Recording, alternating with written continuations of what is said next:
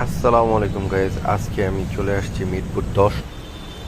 অনেকগুলো ফুডকার্ট রয়েছে, তার মধ্যে আজকে আমি ছোট্ট একটি ফুডকার্টে খাবার খাবো। এখানে রয়েছে ফ্রাইড রাইস অনলি 50 টাকায়।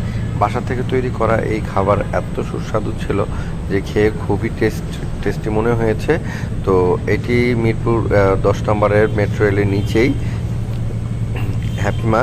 হ্যাঁ, হ্যাপিমা এই অনেক মজার ছিল। আমি নিজেও টেস্ট করার জন্য একটা পার্সেল নিয়েছিলাম।